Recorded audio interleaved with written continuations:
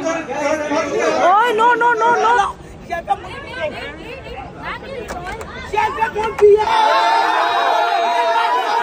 এই বরাহনন্দন পাগলা চন্দনদের জন্য আমাদের দেশ আরো পিছিয়ে রয়েছে।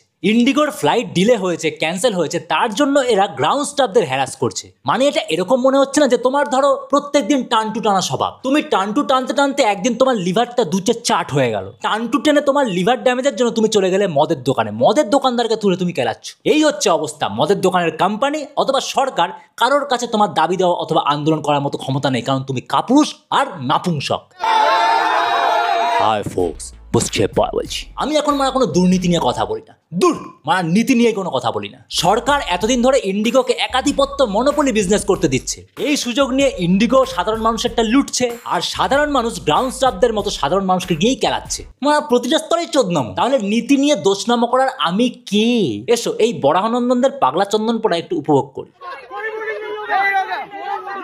গ্রাউন্ড স্টাফদের ওপর অত্যাচার করে মুখে কি হাসি দেখো, মানে এরকম অপাহিজ পঙ্গু নাপুংসক আর জীবনে দেখেছো না? দেখে নাও, মানে মুখগুলো দেখে নাও।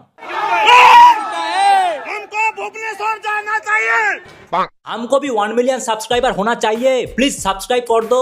এই যে মাঝখানে এক জায়গা দেখতে হয়, ওখানে একটা গোল্ডেন প্লে বাটন লাগায়েগা। 1 মিলিয়ন সাবস্ক্রাইবার হলে আমি একজন পলিটিশিয়ান হব, তোমাদের সবাইকে ওড়াবো। মানে ওড়াবো বলতে ফ্লাইটে ফ্লাইটে। বিগ বস বিগ বস বিগ বস। এর ফ্যামিলি মেম্বারদের কথা ভাইবা, বাড়িতে যখন ঝগড়া করে কত ডেসিবেল সহ্য করতে হয় বলো তো? What the hell is this, Bone? This is already a fucking hell. তুমি অলরেডি নরকে জন্ম নিয়ে নিয়েছো। প্রমাণ দেবো কিরকম নরকে আছো তুমি। कलकत्ता का इंडिगो फ्लाइट हमारा डेथ बॉडी है।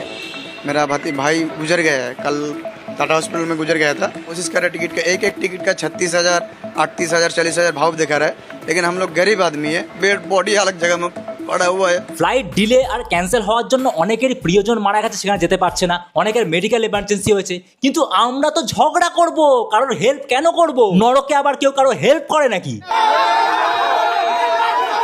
এই যে পাগলা চন্দন বরাহনন্দন গুলো গ্রাউন্ড স্টাফদের উপর ঝাঁপিয়ে পড়ে টাইম ওয়েস্ট করছে আর মানে বিশাল চেল্লাচ্ছে, এরা ইচ্ছা করলে ওখানে যাদের এমার্জেন্সি সিচুয়েশন তৈরি হচ্ছে, যাদের মেডিকেল এমার্জেন্সি অথবা কেউ মারা গেছে, সবাই মিলে 2-3 হাজার টাকা করে তুলে তাকে অন্য একটা এয়ারলাইন্সের টিকিট কাটিয়ে পাঠিয়ে দিতে পারছে না। কিন্তু আমরা হেল্প করবো কেন? আমরা তো শুধু বিগ বস দেখি, ঝামেলা করি সারাদিন, শুধু নিজেরটা নিয়ে ভাবি।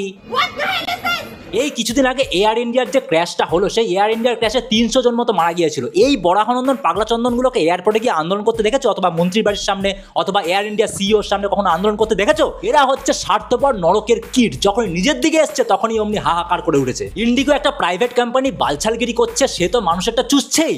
বাকি এয়ারলাইন্স গুলো এই সুযোগে টিকিটের দাম 1 লাখ টাকা করে দিয়েছে, হারামির বাচ্চা।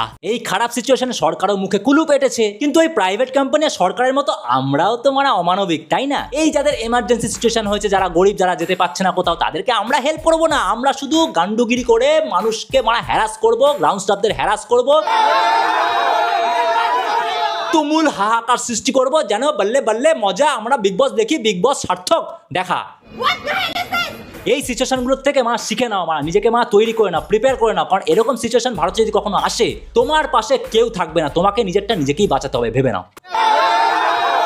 তোমরা হয়তো ভাবছো এরা ফ্লাইটে যাতায়াত করে, এরা হয়তো এলিট শিক্ষিত ক্লাস, মানে এরা এক একটা জাতীয় পশু। এতদিন মানে মুখোশের আড়ালে ছিল, যেই মানে নিজের দিকে এসছে অমনি মানে নিজের পাশবিক প্রবৃত্তি দেখাতে শুরু করেছে। পশুর প্রবৃত্তি দেখছো, মানে একটা চ্যানেল সবকটা চিল্লে উঠছে, তাও আবার ভুল জায়গায়। আজকেদের ফ্লাইট 10-15 ঘন্টা ডিলে হয়েছে, ক্যান্সেল হয়েছে, এলিট ক্লাস, বুঝতেই পারছো খুব হাহাকার ব্যাপার। এদিকে আমাদের দূরপাল্লার ট্রেনগুলোতে প্রত্যেক দিন 5 ঘন্টা 10 ঘন্টা করে লেট হয়। আজকে এখানে চেল্লামিল্লি না করে সরকারের কাছে কেন চেল্লামিল্লি করে না যে আমাদের দেশে মাত্র একটা ট্রান্সপোর্টেশন সিস্টেম থাকবে কেন? আমি চায়না গিয়েছিলাম, সেখানে 1600 কিলোমিটার পথ, মানে আমাদের কলকাতা থেকে মুম্বাই ধরতে পারো, এই 1600 কিলোমিটার পথ আমি ট্রেনে করে 5 ঘন্টায় গেছি, মাত্র 5 ঘন্টায়। আর আমাদের এখানে কলকাতা থেকে মুম্বাই যেতে ট্রেনে 30 থেকে 35 ঘন্টা লাগে, তার সাথে 5-10 ঘন্টা তো ট্রেন লেট হয়। কেন আমাদের এখানে ফাস্ট ট্র্যাক বানিয়ে ফাস্ট কোনো ট্রেন এনে অ্যাটলিস্ট ওই 35 ঘন্টা ট্রেন জার্নিটাকে 10 থেকে 15 ঘন্টায় আনা যায় না? না মানে আনা যায় কিনা, মারা পসিবল কিনা? কিন্তু না, এটা তো খুবই কঠিন কাজ। তোমাদের ফেভারিট মন্ত্রীর গার্লফ্রেন্ডের মানে খাটের তলায় 500 কোটি টাকা পাওয়া, মানে 500 কোটি টাকা জমিয়ে রাখা, ওটা সবচেয়ে কঠিন কাজ। ট্রেন ব্যবস্থা তোমার দূরের কথা, আগে তোমার গার্লফ্রেন্ডের নিচে মানে ওই খাটের তলায় 500 কোটি টাকা ঢোকাতে হবে, তাই না? মন্ত্রীদের তো এখানে স্যার কি বলবো আর, চেল্লা এভাবে মানে ভুল জায়গায় চেল্লাতে থাক, দেশের আরো অনেক উন্নতি হবে। মানে সবারটাই মানে এভাবে প্রত্যেকদিন মারতে মারতে টাকা জমিয়ে তারপরে ফ্লাইটে ঘুরতে যায়। आप लोग कैप्टन को बुलाओ, हमें क्रू की जरूरत नहीं है, फ्लाइट लेके जाओ दिल्ली। তোমার শ্বশুর বাড়ি প্রাইভেট জেট তো, মানে ক্যাবিন ক্রুর দরকার নেই, পাইলট এমনি নিয়ে চলে যাবে তোমাকে। আমাদের দেশের বেশিরভাগই বরাহনন্দন মানুষ ক্যাবিন ক্রুদের চাকর বাকর ভাবে। আসলে নিজেরাও তো চাকরবৃত্তি করে, বসেরটা চাটছে, মন্ত্রীটা চাটছে, প্রতিদিন চাটতে চাটতে সবাইকে চাকর ভাবে। Yes, I'm an employee. I'm not your servant. I am an employee. I am not your servant. এই ভিডিওটা একসময় ভাইরাল হয়েছিল, মনে আছে? এই বরাহনন্দন লোকটা নিজের বাড়ির মহিলাদেরও চাকর ভাবে। এরকম বরাহনন্দন মানুষদের বাড়ির কালচার সামনে প্রকাশ পেয়েই যায়। যে ক্যাবিন ক্রুদের তোরা চাকর বাকর ভাবি, সেই ক্যাবিন ক্রুরা 3 মাস ইন্টেন্স ট্রেনিং নেয় ফ্লাইটে তোদের সেফ করার জন্য। 3 মাস সেফটি প্রসিডিওর শেখে যেন তোদেরকে ফ্লাইটে বাঁচাতে পারে। ফ্লাইটে তোদের যদি কোনো এমার্জেন্সি সিচুয়েশন তৈরি হয়, যেমন প্যানিক, হার্ট অ্যাটাক, সেই সময় ঠিকভাবে সিপিআর দেওয়া, ফ্লাইটে আগুন লাগলে অথবা ফ্লাইটকে যদি জলে অবতরণ করতে হয়, মানে আর কি জলে যদি ল্যান্ডিং করতে হয়, সেই সময় যেন তোরা দ্রুত বেরোতে পারিস, তোদেরকে দ্রুত বার করার জন্য কিন্তু এরা ইন্টেন্স ট্রেনিং নেয়।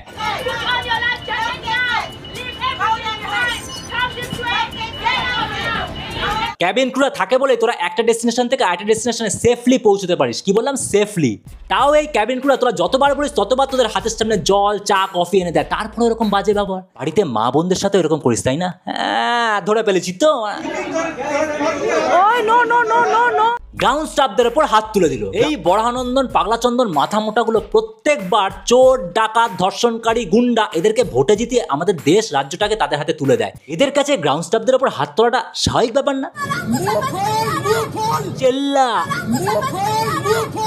আরো চেল্লা। তোদের এই চেল্লানোর ভিডিও ইন্ডিগোর মালিকা সিও ঘরে বসে দেখছে আর আলাদাই স্যাডিস্টিক প্লেজার নিচ্ছে। উফ! এবার অনেক গান পাতলুর মাথায় প্রশ্ন আসতে পারে যে সিও আর মালিককে কি করে খুঁজে পাবো?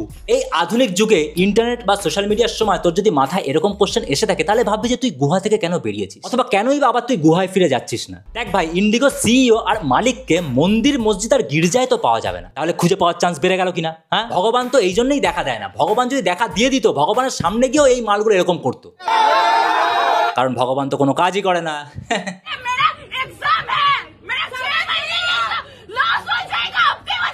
হ্যালো মা, ঘরের বৌমা পেয়ে গিয়েছি। আরে এক্সাম দিতে যেতে পারছে না, তাহলে একটাই ডেস্টিনেশন, রান্নাঘর। ভেতরে 3 জন বসে আছে আর বাইরে এতজন, তাও বলছে বাহারা। তুই মানে ভেতরে যেতে পারছিস না কেন? ভেতরে তো মাত্র 3 জন বসে আছে, তোরা এতজন মিলে ভেতরে যেতে পারছিস না? ফাটছে। শুয়োর এরকমই হয়, সবাইকে নিজের কাদায় ডেকে আনার চেষ্টা।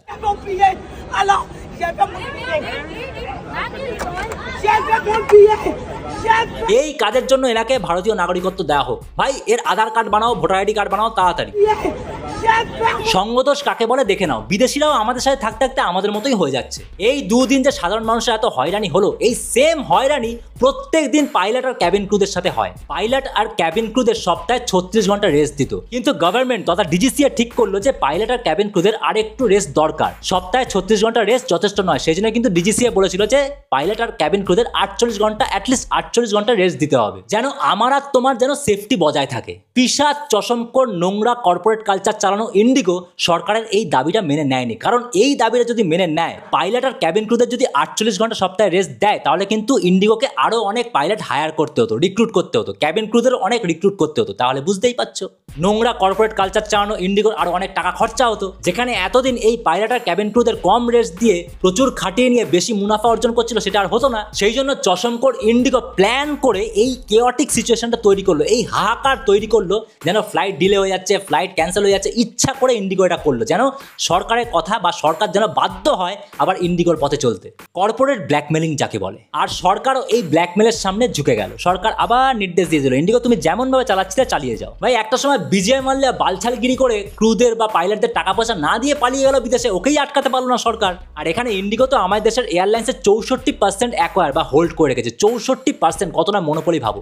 এ এখন মানুষকে এরকম তুড়ি মেরে নাচিয়ে সরকারকে ঝুঁকিয়ে দেবে, আর ঝুঁকিয়ে দিল।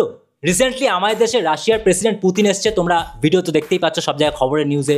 এই পুতিনের কাছেও কিন্তু 2009 সালে এরকম একটা সিচুয়েশন তৈরি ছিল, যেখানে প্রাইভেট কোম্পানি বা বিলিয়নিয়াররা কিন্তু পুতিনকে ঝোকানোর চেষ্টা করেছিল, কিন্তু পুতিন কিন্তু ঝোঁকেনি, কারণ পুতিন হলো রিয়েল পুষ্পা। 2009 সালে রাশিয়ার কিছু বিলিয়নিয়ার যারা বড় বড় কোম্পানি চালাচ্ছিল, তারা কিন্তু শ্রমিকদের টাকা দিচ্ছিল না, তারা জোর জাবস্তি বেশি বেশি খাটিয়ে নিচ্ছিল, টাকাও দিচ্ছিল না, আর কোম্পানি তো লাটে উঠেছিল, মানে মানুষের কথা ভাবছিলই না। সেই সময় পুতিন এই বিলিয়নিয়ারগুলোকে একটা নর্মাল রুমে ডেকেছিল। সেই সাদামাটা একটা নর্মাল রুমে রুমে সবকটাকে বসিয়ে সবকটাকে দিয়ে সাইন করিয়েছিল যেন শ্রমিকদের টাকা ফেরত দেয়। সাইন করার পর যখন পেনটা নিয়ে যাচ্ছিল সে বিলিয়নিয়ারকে আবার বললো এই পেনটা আবার দিয়ে যায়। এই হচ্ছে পুতিন, এই হচ্ছে মা না জোকানেওয়ালা পুষ্পা। আর আমাদের দেশের বিজনেসম্যানরাই মনে হচ্ছে দেশ চালাচ্ছে, মানে যা ইচ্ছা বালছালগিরি করে বিদেশেও চলে যায়, এদেরকে আর ধরাও যায় না। আর এখানে তো ডুওপলি বিজনেস চলছেই, মানে বাকি কাউকে আসতেও দেয় না। সব জায়গায় ডুওপলি দেখবে, ফুড ডেলিভারি ক্ষেত্রে জোম্যাটো আর সুইগি, এয়ারলাইন্সের শুধু ইন্ডিগো আর এয়ার ইন্ডিয়া, আর দুটো বড় বড় বিজনেসম্যান তো আছেই, আম্বানি আর আদানি। মানে এটা বলা যাবে কিনা বলা যাবে না, মানে হঠাৎ করে এরকম ক্রাইসিস সৃষ্টি হয়েছে তো হঠাৎ করে এদের না কোনো ফ্লাইট বেরিয়ে আসে, এই জন্য বলে রাখলাম। ইন্ডিগো কিন্তু আলটিমেটলি সরকারকে ঝুঁকিয়ে দিল।